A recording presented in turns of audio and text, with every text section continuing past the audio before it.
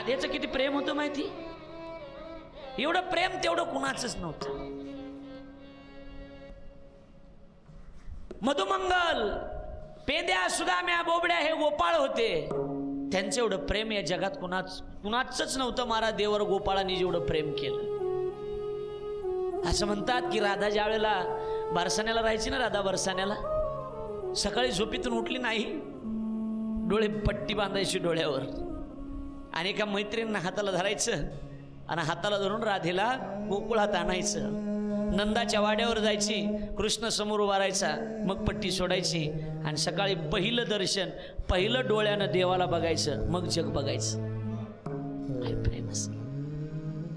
मला वाटतंय विशाल दादा प्रेम करावं तर एवढं सुंदर करावं. पण आजही रुक्मिणीने एके दिवशी रुक्मिणी पाय दाबत होती देवाचे आणि रुक्मिणी पाय दाबत असताना रुक्मिणीचे डोळे पाण्यानं भरून आले. देवानं विचारलं, रुक्मिणी तुझ्या डोळ्यात पाणी? रुक्मिणीने सांगितलं, भगवान का माहीत, कुणाला माहीत, का वाटतं असं माहीत नाही, पण मला असं वाटतं तुमची प्रियसी झाली असती तर बरं झालं असतं, बायको होऊन जरा चुकच झाली. देव म्हणले, अगं रुक्मिणी भाग्यवान आहेस तू, माझी पत्नी आहेस. हो भगवान, मी तुमची पत्नी आहे, मी तुमची सेवा करते, मी तुमची धर्मपत्नी आहे, पण जगाला पत्नीचं काहीच घेणं देणं नाही. कुणीच रुक्मिणी कृष्ण म्हणलं नाही हो. नेहमी लोक प्रियसीच नाव घेतात, राधा कृष्ण राधा कृष्ण. स्वार्थच नव्हता ना, तेवढं प्रेम होतं, तेवढी भावना होती. राधा नावाची गवळण सगळ्या गवळण रथाला आडव्या झाल्या. त्यावेळेला देवाला सहन व्हायला गेलं आणि मग देवानं अक्रूराला सांगितलं की वेगी हा करताशी या गोपीच्या शोकाशी न पाहावे मजशी. एका जनार्दनी रथ गेला निघूनी, रथ निघून गेला. कशासाठी सांगायला? मला भागवत सांगायचं नाही. देव कळेल तुम्हाला सुद्धा, पण भावाशिवाय देव कळणार नाही.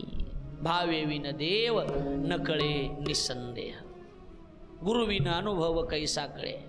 भावाशिवाय देव नाही, गुरुशिवाय अनुभव नाही. बऱ्याच लोकांना गुरुच नाही, गुरुच नाही. बरोबर आहे, गुरुपौर्णिमा आली, आता वारी झाली की गुरुपौर्णिमाच आहे. गुरुच नाही आपल्याला बऱ्याच लोकांना. कुणाला शरण जायचं, कुणाला, हाच मोठा प्रश्न आहे. बऱ्याच लोकांना प्रश्न हा की संत नेमकं म्हणायचं कुणाला, हा प्रश्नच आहे. कुणाला संत म्हणायचं? मला असं वाटतंय जगात कुणालाच तुम्ही संत म्हणू नका. तुम्ही ज्ञानोबा तुकोबाराचे पाईक बना. जगात कुणाचेच पाय धरायची तुम्हाला गरज पडणार. माणसावर तुमचा विश्वास नसेल, नसू द्या. ज्ञानोबारायला तुकोबारायला तुम्ही संत म्हणा, तुम्ही गुरु म्हणा, संपला विषय. आणि ज्ञानोबाराय तुकोबाराय का बघून परमार्थ करायला शिका. जगाचं द्या सोडून. कळतं मी काय म्हणतोय ते? आता लक्ष द्या. प्रेम सांगतोय मी, भाव सांगतोय, भावाशिवाय देव नाही. एवढं प्रेम गोपिकांचं होतं म्हणून तर देवानं गोपिका बरोबर रासक्रीडा केली ना. केली का नाही सांगा बरं? प्रेम होतं, पण प्रेमात तिला इतका जरी अभिमान झाला तरी देवाला ते बी सहन होत नाही. तिला भर जरी होय अभिमान. एक वाक्य आहे का, एक तर प्रेम कधी कुणावर करू नका, आणि प्रेम केलं तर त्याच्या आयुष्यभर साथ द्यायला शिका. अर्ध्यावर त्याचा डाव सोडू नका. आणि पुढची गोष्ट तुम्हाला महत्वाची सांगतो, आणि त्या प्रेमामध्ये स्वार्थ, अभिमान या गोष्टी नसल्या पाहिजेत. ज्याच्यामध्ये स्वार्थ येतो, ज्याच्यामध्ये अहंकार येतो, ते प्रेम होऊ शकत नाही. ते प्रेम होऊ शकत नाही. कन्हैयाचं गोपिकावर प्रेम होतं, गोपिकाचं कन्हैयावर प्रेम होतं, भाव होता, स्वार्थ नव्हता ना. होता का स्वार्थ सांगा बरं? तिला इतका स्वार्थ नव्हता. आणि ज्या वेळेला स्वार्थ झाला ना, स्वार्थ इतका अहंकार झाला, या इतका गोपिकाला वाटायला लागलं देव आमच्या तालावर नाचतोय, देव आमच्या तालावर नाचतोय, आमच्या तालावर नाचतोय म्हणल्याबरोबर भगवान गुप्त झाले. राधेला घेतलं, निघून गेले. बघायला लागले इकडे इकडं इकडे इकडं, कुठे देव कुठे दिसाना. लक्षात आलं आपल्याला अहंकार झालाय. पण इकडे गोंधळ असा झाला, इकडे गवळणीचा अहंकार गेला, पण राधेला अहंकार झाला. सगळ्या सोडलं, मला घेऊन आला. आणि अहंकारातच राधा म्हणली देवा पाय दुखायले, खांद्यावर घ्या. राधा ही भक्ती आहे, राधा ही प्रेम आहे. देवानं प्रेमापोटी, भावनेपोटी तिला खांद्यावर घेतलं. कुणाला? राधेला. मग तिच्या मनात आलं, सगळ्याला सोडलं, माझ्यासोबतच झाला, माझ्यावर जास्त प्रेम आहे, हा अहंकार तिला झाला. देव तिच्यापासून मी गुप्त झाले. आणि मग इकडे तिकडे बघायला लागली. आता होता कुठे गेला मग धावा करायला लागली. कन्हैया रे कन्हैया रे जग जेठी कन्हैया रे कन्हैया रे जग जेठी कन्हैया रे कन्हैया रे जग जेठी कन्हैया रे कन्हैया रे कन्हैया रे कन्हैया रे जग जे हो देई बेटी एक बेड़ा देई बेटी एक बेड़ा कन्हैया रे कन्हैया रे जग जे कन्हैया रे कन्हैया रे जग जे कन्हैया रे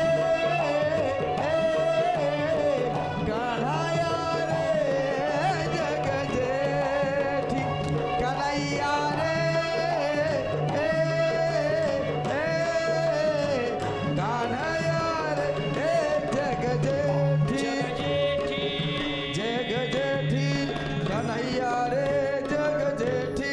आणि मग देव आले.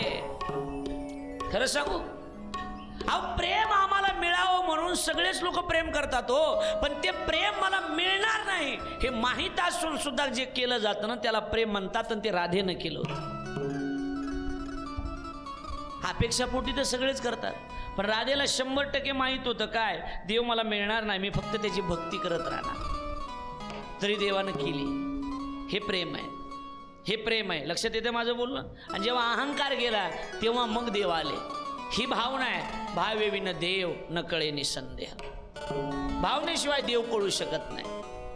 अजून उदाहरण देईन मी भावासाठी गवळणीचं तुम्हाला. अजून देईन.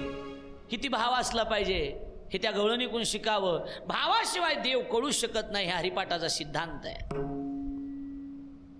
ज्यावेळेला भगवान द्वारकेचा राजा झाले, गळ्यानं राजाखेरी झाला आणि कृष्ण सिंहासनी बसला. आणि काय माहिती, सिंहासनावर बसले होते आणि बसल्या बसल्या अचानकच देवाचे डोळे पाण्यानं भरून आले. आई, देवाच्या डोळ्यात पाणी आलं. उद्धवाने विचारलं, भगवान आज अचानक डोळ्यात पाणी? राजे तुम्ही राजे आणि तुमच्या डोळ्यात पाणी का? तुमच्या डोळ्यात पाणी आलं? आई, देवाला बोलताच आहे ना. काय म्हणले भगवान माहिती का? उद्धवा, यशोदा मातीची आठवण येते रे. इकडं राजा झाला होता, 16,108 बायका होत्या, लाखो चाकर होते, द्वारका सोन्याची होती, तरी पण जिनं जीव लावला ना त्या माईची आठवण त्याला येत होती. सक्की माय नव्हती. उद्धवा, गवळणीची आठवण येते रे, गवळणीची. जातो उद्धवा, बोलून आणतो का? थोडासा सेम होता चेहरा उद्धवाचा आणि कृष्णाचा. ठीक आहे, जातो, बोलून आण म्हणा. बोलवले देवानं गवळणीला. देव गोकुळाच्या जवळ गेले आणि देव गोकुळाच्या जवळ गेल्याच्या नंतर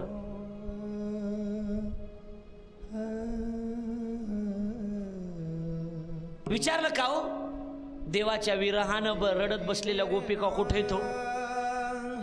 एकानं सांगितलं, लांब जायची गरज नाही, ही नदी आहे का नदी? ही नदी जिथं संपते तिथं गवळणी बसलेल्या आहेत. म्हणजे नदीच्या कडेवर बसलेल्या आहेत का? म्हणजे नदीच्या कडेवर नाही बसल्या. ही जी नदीतलं पाणी आहे ना, हे देव गेल्यापासून गोपिका रडत बसल्यात, त्यांच्या डोळ्यातल्या पाण्याचा पूर आहे. एवढा भाव असतो तेव्हा देव कळतो. आमच्याकडे मन आहे मराठवाड्यात, वर वर माया आणि उपाशिनीच ग बाया. हे काही कामाचं नाही, हे काहीच कामाचं नाही. बळच म्हणायचं, चहा घेता का, चहा देऊ का, जेवण करता का. पुण्या मुंबईमध्ये गेले आम्हाला भेटतं. आम्ही घरी गेल्या गेल्या, महाराज पाणी हवं का? म्हणलं नदीला जावा का, हवं का? हा महाराज आलात ना? म्हणलं डोळ्यात काही गेलं का, दिसा ना का, आलोय ना. आलात ना असं बोलतात तर का नाही का, माय माय माय माय माय माय. जशा कलेक्टरच्याच बायका सगळ्या आलात ना. म्हणलं आलोत ना. पाणी वगैरे घेणार ना? नाही म्हणलं इंद्रायणीला जाणार ना? मग मला सांगा महाराज, तुम्ही चहा वगैरे घेणार ना? म्हणलं हो घेणार. मग जेवण वगैरे करणार ना? म्हणलं हो करणार, जेवण करणार. मग जेवण इथंच करणार का घरी जाऊन करणार? म्हणलं इथं करून घरी घेऊन जाणार. मग मला सांगा महाराज, जेवणामध्ये तुम्ही काय काय घेणार? मेले मी कडबा घेणार, गवत घेणार, घास घेणार, सरमाड घेणार, कमी जास्तीला डोक्यात दगड घालून घेणार, तू ह्या डोक्यात दगड घालणार. मग मला सांगा महाराज, तुम्ही किती चंपांत्या खाणार? चंपांत्या, चपात्या म्हण की सरळ सरळ, मला ही एक गणित नाही. चपातीला पोळ्या म्हणते तो बाया शहरातल्या.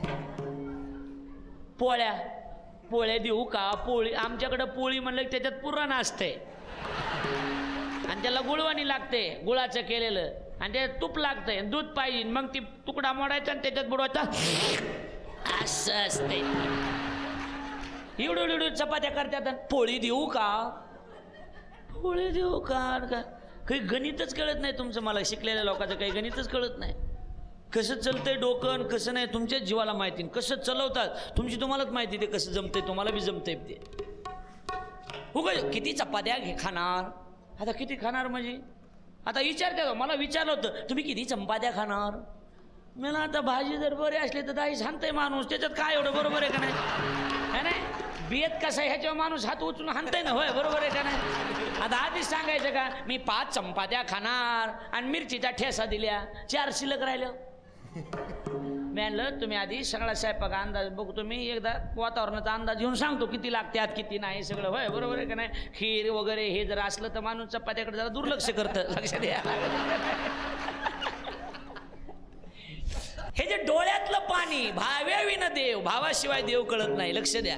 डोळ्यातलं पाणी ना भावना विवश होऊन गोपिकांच्या डोळ्यातून आलेलं जे पाणी आहे, ते पाणी जिथं थांबतं ना तिथं गवळणी आहे. गेला उद्धव गेले. एक जण लांबूनच बघितलं, एक जण म्हणले अगं कृष्ण आलाय वाटतं, दुसरी म्हणली येऊ शकत नाही तो आपल्या भेटीला येणार ना, त्याला आता 16,108 मिळाल्यात, आपली काय गरज आहे त्याला? कृष्ण आलाय म्हणल्यानंतर राधा काय म्हणली माहिती का? नाही कृष्ण नाही, तो नाही म्हणजे त्याच्यासारखाच आहे. राधाला 100% गॅरंटी आहे. राधा म्हणली नाही कृष्ण तो.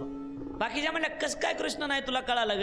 ते म्हणली कृष्ण जर असताना आणि मी जर इथं बसलेलं त्याला दिसले असते ना, त्याच्या डोळ्यातून पाणी आलं असतं. तो कृष्ण नाही. जवळ गेला सांगितलं मी उद्धव आहे, कशाला आलास? देवद्वारकेचा राजा झाला आणि तुम्हाला भेटाय बोलले. काय म्हणल्या गवळणी? गवळणी म्हणले सांग त्या देवाला जाऊन मेल्या म्हणा गोपिका. राग झाली त्यांची, मेल्या त्या गोपिका, त्यांची राख झाली. वाजवी मुरली तया गावा, गवळणी गोपिका मेल्या म्हणाव, राख झाली म्हणाव, त्यांची राख झाली. आता कोणी राहिलं नाही म्हणाव, गवळणीची राख झाली आहे. कोण येणार नाही तुझ्यासोबत जा.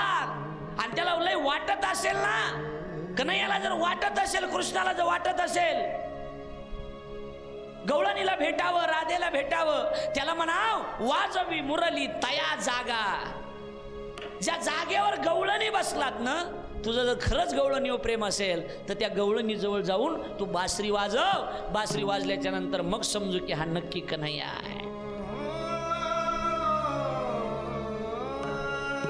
शेवटी गवळणीला भेट देण्यासाठी, गवळणीचं सांत्वन करण्यासाठी जगाच्या मालकाला यावं लागलं. देवाकडे जायची गरज पडली नाही. अंतकरणात भाव एवढा स्वच्छ होता. देव आला, भावे विन देव न कळे निसंदेह. कसं काय कळेल सांगा ना? भाव नसेल तर कसं काय कळेल सांगा ना? कळणार नाही. भावाशिवाय देव नाही आणि गुरुशिवाय अनुभव नाही. गुरुविन अनुभव कैसा कळे. गुरुशिवाय अनुभव नाही. देवाची प्राप्ती करायची असेल तर देवाची प्राप्ती होण्यासाठी तपश्चर्या पाहिजे, आणि तपाशिवाय देव प्राप्त होत नाही. कारण दिल्याशिवाय घेत नाही हा न्याय सर्वत्र लागू पडतो. माऊली हरिपाठात बोल. तपे बिन दैवत दिदल्या बिन प्राप्त. तपे बिन दैवत दिदल्या बिन प्राप्त. तपे बिन दैवत दिदल्या बिन प्राप्त.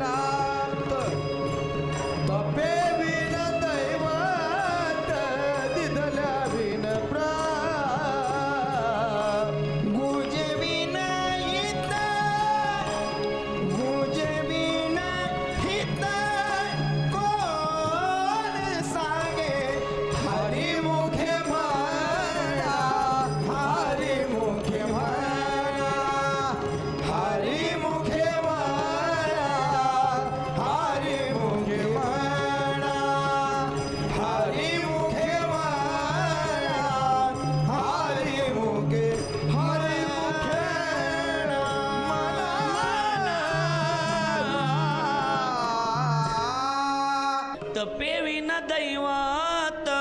तपाशिवाय देव प्राप्त होत नाही. लक्षात येते? देव प्राप्त होत नाही, तपाशिवाय देव नाही. आणि कारण दिल्याशिवाय घेता येत नाही. दिल्याविन प्राप्त हा न्याय सर्वत्र लागू पडतो. म्हणून त्या ठिकाणी श्री गुरु आत्महिताचा उपदेश करतात. हे खरं आहे, पण त्यांना आपल्या मनातील गुज म्हणजे गुह्य सांगितलं पाहिजे. अर्थात कै मी उद्धार पावेन, कै कृपा करील नारायण. हे गुप जर त्यांना तुम्ही सांगितलं तर ते त्यांच्यावर कृपा करतील. म्हणून गुजेविन हित कोण सांगे. त्यांच्याजवळ सांगितल्याशिवाय कोण सांगणार आहे सांगा. म्हणून त्यांच्याजवळ सांगावं लागेल. अशा प्रकारे आपल्या मनातील भाव प्रगट केला पाहिजे. कारण आपल्या मनातील गुज गुह्य सांगितल्याशिवाय आपल्यालाही हिताचा उपाय कोण सांगणार. ज्ञानेश्वर महाराज स्वतःचा अनुभव सांगतात की साधकानो, संसार सागरातून तरुण जाण्याचा उपाय साधूच्या संगतीमध्येच प्राप्त होत असतो. म्हणून त्या ठिकाणी मनान देव सांगे दृष्टांताची मात, आणि साधूची संगती तरुण पाय. आलं लक्षात? दृष्टांत देतात. दृष्टांत हा सिद्धांत पटवून देण्यासाठी केली जाणारी युक्ती म्हणजे दृष्टांत असतो.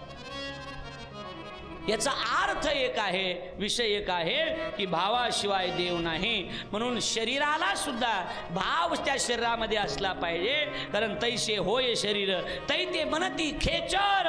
हे पद होता चमत्कार पिंडजनी. माऊली बोलून गेले. खऱ्या अर्थानं खरं म्हणजे भावाशिवाय देव प्राप्त होऊ शकत नाही, भक्ती प्राप्त होऊ शकत नाही. कारण तुम्हाला जेवढं वाटतंय तेवढी सोपी ही भक्ती नाही. तुम्हाला जेवढं वाटतंय तेवढं सोपं ही भजन नाही. अरे तुकोबरायला बोलावं लागलं, भक्ती ते कठीण सुळावरील पोळी, निवड येतो बळी विळासूर. बोलता सोपे वाटे, करणी करिता टीर कापे. बोलणं सोपं असते, करणं गुरुजी अवघड असते, सोपं नाही. असे भक्तीचे कठीण सर्वत्र जाण उद्धवा. भक्ती सर्वत्र कठीण आहे, सोपं नाही. माऊली ज्ञानोबरायचं तुकोबरायचं बोलून गेले की बोलायला काही जमतंय हो, वाचा वदे परी करणे कठीण. इंद्रिया अधीन झालो देवा. बोलणं सोपं आहे, करणं अवघड आहे. इंद्रियाच्या अधीन असणारं जग आहे. तुकोबराय म्हणतात आम्हाला ज्या वेळेला परमार्थ करायचा आहे त्यावेळेला आम्ही इंद्रियाचा अगोदर बंदोबस्त केला आणि मग खऱ्या अर्थानं आम्ही इथपर्यंत पोहोचलो. विवेक वैराग्यादी संपन्न अधिकाऱ्यास त्या ठिकाणी श्री गुरुकुं तत्वमसी महावाक्याचा उपदेश प्रथम अहम ब्रह्मास्मी असा बोध प्राप्त होतो व नंतर तो बोध सुद्धा देह अहंकारादी अज्ञानाचा नाश करून ठाईच म्हणजे अधिष्ठान ब्रह्मातच मुरतो, लीन होतो म्हणजे बाधित होतो. अर्थात या ब्रह्मबोध संपन्न पुरुषास देह इंद्रियादी विकारारहित अशी शुद्ध ब्रह्म अवस्था प्राप्त होते. कारण त्रास दिला जर कुणी असेल तर त्रास इंद्रियांनी दिलाय ही गोष्ट लक्षात ठेवा. आणि या सगळ्यावर मनाचा ताबा आहे. मन इंद्रियाचा राजा. लक्षात येते? हा, म्हणून खरंय इंद्रियाला अधीन असलं नाही पाहिजे. लक्षात येते माझं बोलणं तुम्हाला? हा, इंद्रियाच्या अधीन जर गेलात तर एकादशीच्या दिवशी सुद्धा भजे खाऊ वाटतात. जिभीचे चोचले पुरवणं म्हणजे इंद्रियाच्या अधीन जाणे. सरळ सरळ कळते माझं बोलणं? मग त्या देह इंद्रियादी विकारारहित अशी शुद्ध ब्रह्म अवस्था प्राप्त व्हावी असं जर वाटत असेल तर माऊली बोलतात साधू बोध झाला तो नुरोनिया ठेला ठाईच मुराला अनुभव. जाग्यावर त्या ठिकाणी ठाईच मुराला अनुभव. साधूचा बोध, साधूची संगती, साधूचा त्या ठिकाणी. म्हणून मी मगाशी बोललो ना, आपण कुणाच्या संपर्कात आहोत हे महत्वाचं आहे.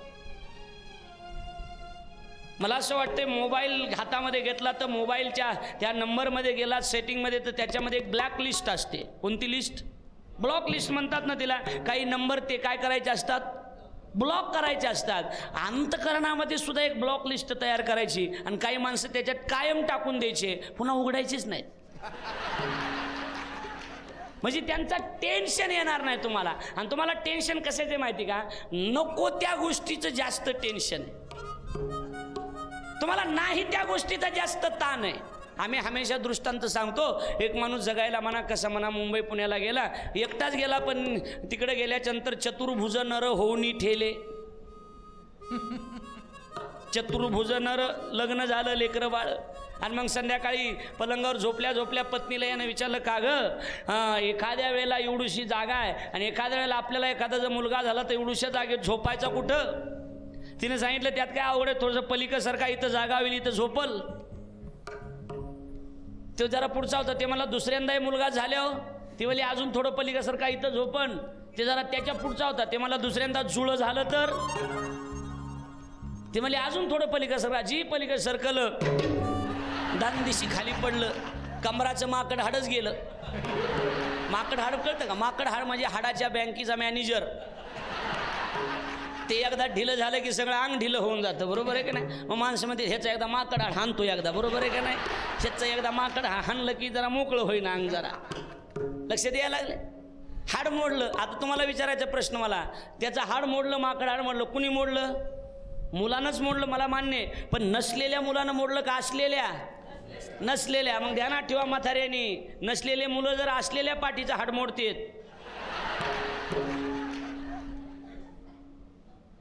कळायलंय का नाही कळायलं? इकडं भजनी मंडळ, कळायलंय का नाही कळायला लागलं? नसलेले जर असलेल्या पाठीचं हाड मोडते तर मग असलेले काय करते? त्यामुळे जैशी स्थिती आहे तैशा परी आहे, कौतुक होतो पाहायला करा बाळाचे, असं चल द्यायचं, आपलं समाधानानं राहायचं, नाराजी व्हायचंच नाही. जसं असेल तसं जे होईन ते होईन. जन्माला आलोतच ना, आता पहिली चूकच जन्माला येऊन झालेली, सगळ्यात मोठी चूक झाली जन्माला येऊन, बरोबर आहे का नाही? आता झालीच ना, तर याच्यातून एक करा, याच्यातून भजन करा, चिंतन करा, नामस्मरण करा. याच्यातून तुम्हाला याकडे येऊन त्या कडेला तुम्ही जाण्याची क्षमता प्रभूच्या नामस्मरणात आहे. कारण कलियुगा माझी करा कीर्तन, तेने नारायण भेल भेटी, हो तेने नारायण देईल भेटी. हा कलियुगा माझी करावे कीर्तन, तेने नारायण देईल भेटी, हो तेने नारायण देईल भेटी. कलियुगा माझी करावे कीर्तन, तेने नारायण देईल भेटी. देव तुम्हाला भेट देईन, आणि देवानं भेट द्यावी असं वाटत असेल तर त्यासाठी भजन महत्वाचं, त्यासाठी नामस्मरण महत्वाचं. एकच मार्ग आहे, एकच मार्ग आहे नामस्मरण. तो तुम्हाला याच्यातून उद्धार करून देईल, नाही तर दुसरं कोणी ते याच्यातून तुम्हाला उद्धार करून देणार नाही. ज्याप्रमाणे जळत्या वातीबरोबर कापराचा संबंध आला असता ज्योत प्रकाशमान होते, आणि थोड्या वेळाने ती ज्योत आपल्या अधिष्ठानामध्ये म्हणजे तेज तत्वामध्ये लय पावते, त्याचप्रमाणे साधू बोध झाल्याच्या नंतर अज्ञान व ज्ञान या दोन्हीचा नाश होऊन केवळ शुद्ध ब्रह्म अवस्था त्याच्या जीवनामध्ये प्राप्त होते. माऊलीने दृष्टांत दिला. हो कापुरात वाती उजळल्या ज्योती, कापुरात वाती उजळल्या ज्योती, हो कापुरात वाती उजळल्या ज्योती, कापुरात वाती उजळल्या ज्योती.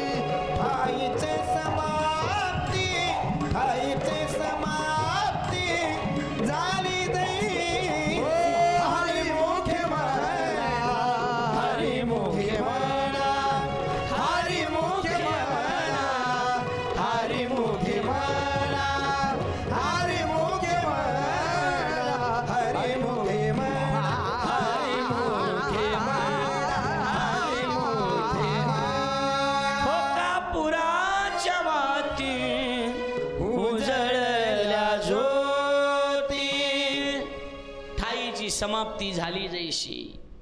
मोक्षाच्या कठीण अशा साधन मार्गाने आलेला साधूकडून आलेला अनुग्रह झालेला हरिभक्त आता अशा अवस्थेला पोचला आहे की ज्या लाभाच्या पलीकडे दुसरा लाभच नाही, ही त्याची लोकातील अवस्था म्हणजे त्याच्या भाग्याने प्राप्त झालेला विशेष थाट म्हणजे ती त्याची शोभा आहे. मोक्ष रेकी आला भाग्या विनटला, साधूचे अंकिला हरिभक्त.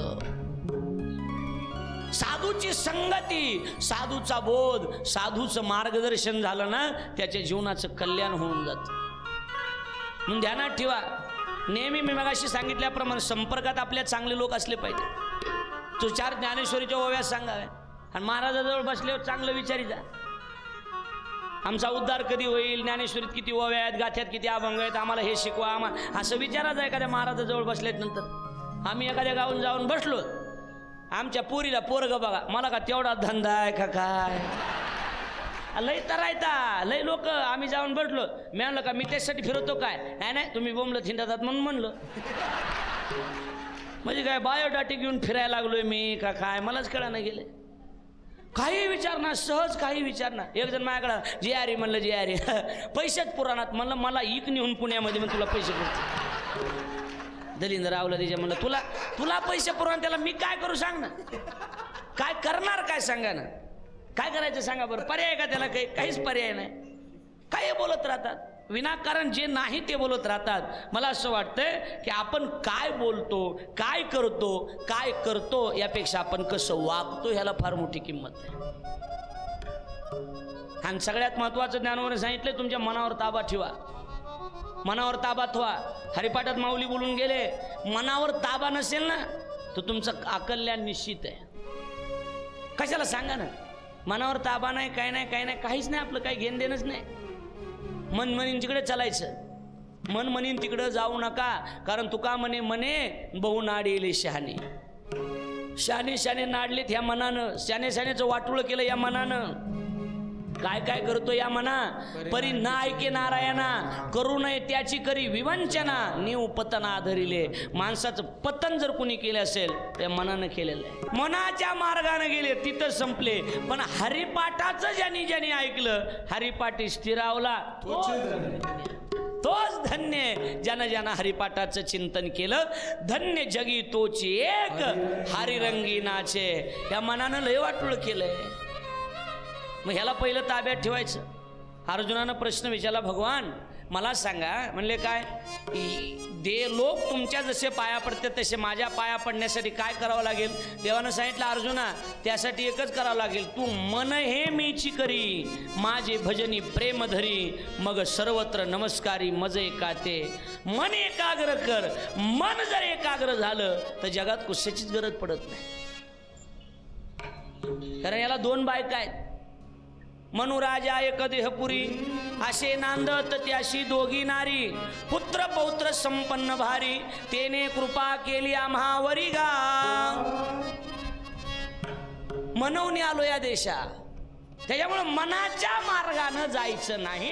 ज्ञानोबराय म्हणतात, आम्ही मनाच्या मार्गानं गेलो नाही, आम्हाला मनाकडे जायचं नाही, आम्हाला संगती कुणाची हे महत्वाची. आम्ही मनाच्या संगतीत राहिलो नाहीत. आम्ही त्या ठिकाणी साधू संतांच्या संगतीमध्ये राहिलो आणि साधू संतांच्या संगतीचा परिणाम आमचं जीवन तसं बनलं. काय बघा, संगत करना बडो की तो बडत बडत जाय. मोठ्याची जर संगती केली चांगल्याची तर चांगलं होतंय, आणि संगत करना गधो की तर खाय दो लात. नालायकाची संगत केली तर 2-2 लाता खावं लागते, आणि चांगल्याची संगती केली तर तुमचं चांगलं होत जाईल, चांगलंच होत जाईल तुमचं. संगत चांगल्याची करा ना. पंढरपूरला जाणाऱ्या वारकऱ्याच्या सोबत राहा, यंदा त्याच्या सोबत जा, पुढच्या वर्षी त्याच्या गैरहजेरी तुम्ही पंढरपूरला जाऊन येता. संगत आहे. संगतीला फार मोठा खऱ्या अर्थानं किंमत आहे. ढेकणाच्या संगे हिरा जो भंगला, कुसंगे नाडीला साधू जैसा. ढेकणाच्या संगतीत हिरा आला तर हिऱ्याचं सुद्धा पाणी करण्याचं ताकद त्याच्यात आहे. नाही तर आयरनीवर ठेवला तरी फुटत नाही. हिरा ठेविता आयरनी वाचे मारिता जो घनी. कितीही जरी त्याच्यावर मारलं ना तरी तो होत नाही. तोची मोल पावे खरा, करणीचा होय चुरा. त्या करणीचा चुरा होईल, पण हिरा त्या ठिकाणी संपत नाही. लक्षात आलं का नाही? हिरा थांबत नाही, पण तोच हिरा, ऐकता ना तुम्ही, तोच हिरा जर त्या ठिकाणी एखाद्या वेळेला ढेकणाच्या संगतीत गेला तर तो हिऱ्याचं पाणी होतं. तसं कितीही विद्वान माणूस असू द्या, नालायकाच्या संगतीत गेला त्याचं सुद्धा पाणी करण्याची ताकद संगतीत आहे. म्हणून म्हणतात संगतीने होतो पंगतीचा लाभ. लक्षात येते का नाही? देवाची संगत करा, संताची संगत करा. ज्ञानोबराय म्हणतात, ज्ञान देवा गोडी संगत सज्जनी. आम्हाला गोडीच आहे संगत, संतांची संगत, सज्जनाची संगत. सजनाच्या संगतीत राहायचं, चांगल्याच्या संगतीत राहायचं, माळकऱ्याच्या संगतीत राहायचं, पंढरपूरला जाणाऱ्या लोकांच्या संगतीत राहायचं. लक्षात येते? चांगलं होईल ना तुमचं. ज्ञानोबराय म्हणतात तुमचं चांगलं होईल. आणि मलाही तीच गोडी लागलेली, ज्ञानदेवा तीच गोडी आहे, ज्ञानदेवा गोडी संगती सज्जनी. मला संतांच्या संगतीची आवड असल्यामुळे त्यांच्या संगतीमध्ये, जनामध्ये, वनामध्ये आणि मनामध्ये एक हरी आत्मतत्वाने भरलेला असतो. हरी दिशे जनी वनी आत्मतत्वी. जनातही देव, लोकात देव स्वतः आला पाहिजे. जनात देव, लोकात बसला तरी तिथं देवाची भक्ती करता आली पाहिजे. मनात बी देव, ध्यानी मनी पांडुरंग.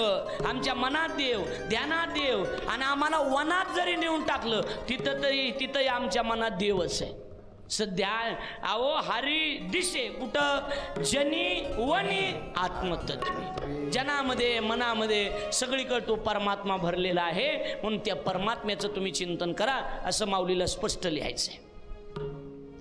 अनेकांचा उद्धार झालाय आणि अनेकाच्या उद्धाराबरोबर तुमचा सुद्धा उद्धार करण्याची ताकद त्याच्यात आहे.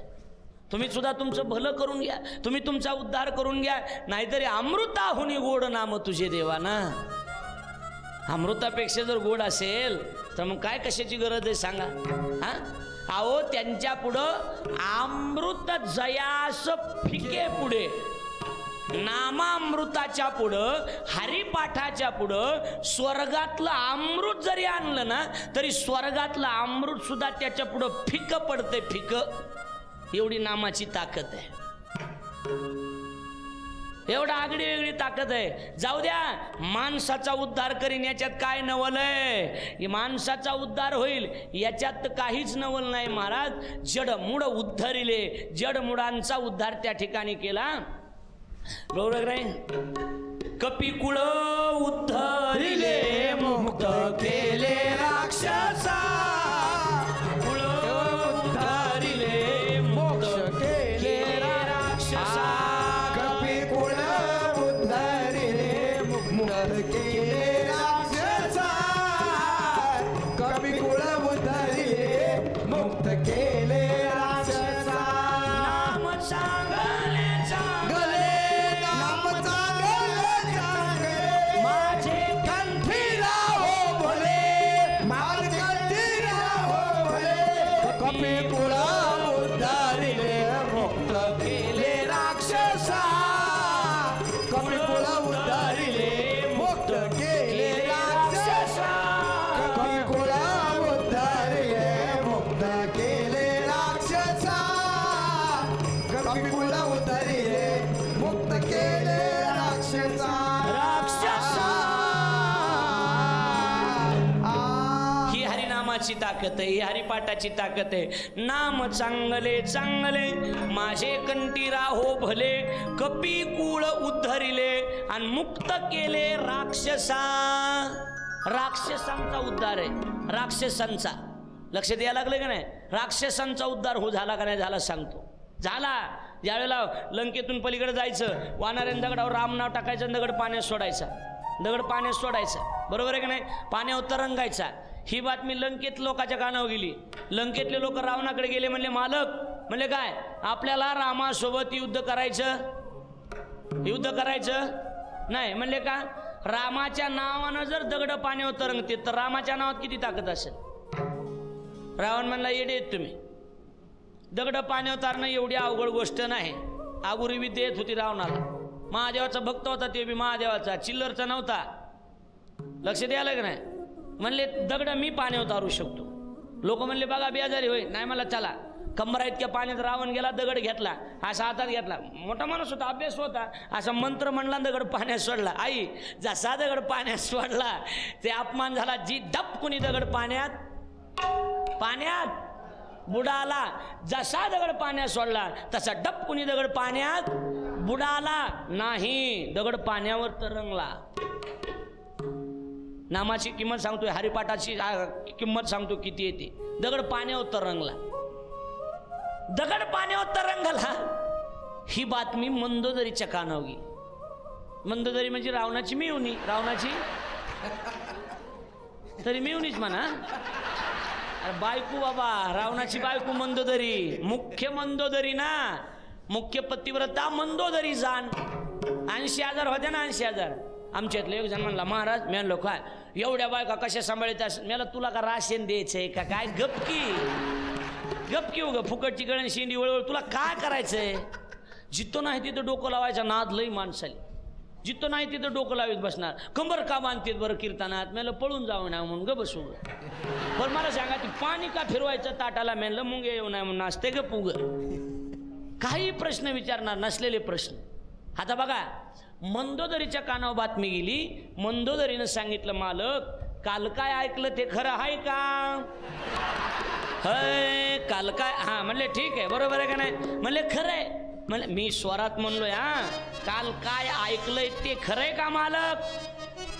मालक म्हणले काय सांग? तुम्ही दगड पाण्यावर तारला? रावण म्हणला मंदोदरी खरंच मी दगड पाण्यावर तारला. मंदोदरीनं रूम मध्ये घेतलं, खोली लावून घेतली आणि मध्ये बसून सांगितलं, मालक गप्पा हाणू नका, मलाही माहिती तुम्हाला माहिती, दगड पाण्यावर तारणं रामाशिवाय कुणाला जमत नाही. रावण म्हणला मी बी तेच म्हणतोय, दगड पाण्यावर तारणं रामाशिवाय कुणाला जमत नाही. मग मंदोदरी म्हणली तुम्ही कसं काय दगड पाण्यावर तारला? त्यावेळेला रावण म्हणला इथं कुणी हाय का बघ, खिडकीजवळ माणसं कुणी, भिताड्याला कान लावून बघ, कारण भीतीला कान असतेत. इकडं तिकडं बघितलं, कुणीच नाही. म्हणली सांगा काय गोळ आहे ह्याच्यात? नीट बघ मग कुणी हाय का? कोणी नाही मालक, तुम्ही सांगा नीट बघ. कोणी नाही सांगा. अगं येडे, मलाही माहिती दगड पाण्यावर तारणं रामाशिवाय दुसऱ्याला जमत नाही. मग मालक तुम्ही कसं काय तारला? अगं कमरा इतक्या पाण्यात गेलो, हातात दगड घेतला आणि मंत्र म्हटलो. कसले मंत्र येतात मला? त्या दगडाला सांगितले, हा बाग नाही जर पाण्यावर तरंगला तुला रामाची शपथ आहे म्हणून तारला. लक्षात? म्हणून दगड पाण्यावर तारला. ही हरिपाठाची ताकद आहे, ही रामनामाची ताकद आहे, ही भजनाची ताकद आहे, हे लक्षात ठेवा. म्हणून ज्ञानोबराय म्हणतात, ज्ञान देवा गुडी संगती सज्जनी, मला सगळीकडे दगडात देव हरी दिशे जनी, वनी आत्मतत्वी हरिमुखे म्हणा, हरिमुखे म्हणा, पुण्याची गणना कोण करी? पुढचा अभंग पुढच्या भागात. तत्पूर्वी सर्वांनी 1 मिनिट माऊलीचं भजन. ज्ञानेश्वरा जय ज्ञानेश्वरा, ओम नमो श्री ज्ञानेश्वरा. ज्ञानेश्वरा जय ज्ञानेश्वरा, ओम नमो श्री ज्ञानेश्वरा. ज्ञानेश्वरा जय ज्ञानेश्वरा, ओम नमो श्री ज्ञानेश्वरा. ज्ञानेश्वरा जय ज्ञानेश्वरा, ओम नमो श्री ज्ञानेश्वरा. ज्ञानेश्वरा जय ज्ञानेश्वरा, ओम नमो श्री ज्ञानेश्वरा. ज्ञानेश्वरा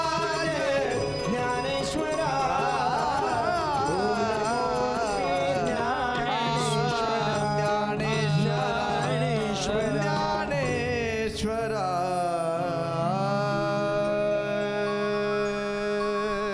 माऊली, वारी म्हणजे केवळ पायी चालणं नाहीये, तर वारी म्हणजे नात्यांची, भावनांची आणि निस्वार्थपणे केलेल्या सेवेची शुद्ध परंपरा आहे.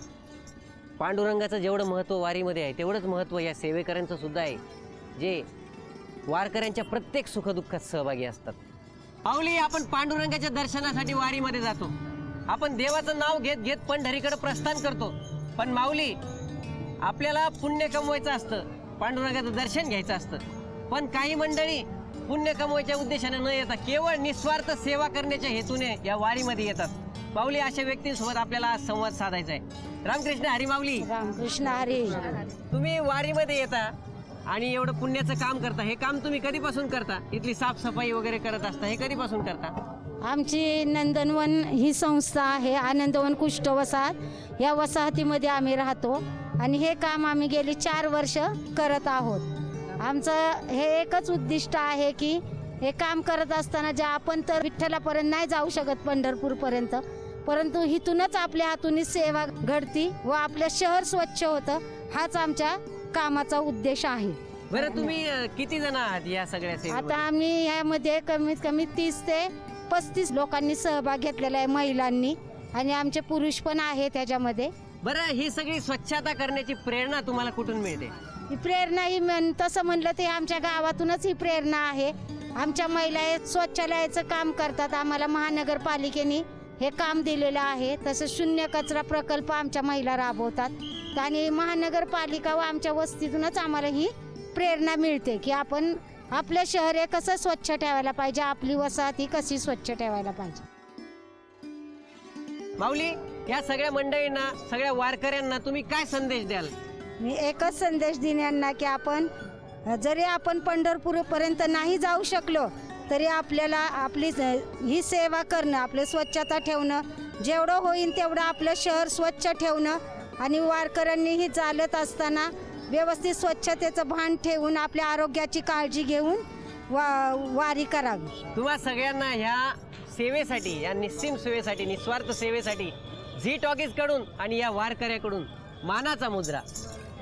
धन्यवाद. रामकृष्ण आम्ही हरी. पण आमच्या नंदनवन संस्थेच्या वतीने झी टॉकीजचे धन्यवाद मानतो. धन्यवाद माऊली.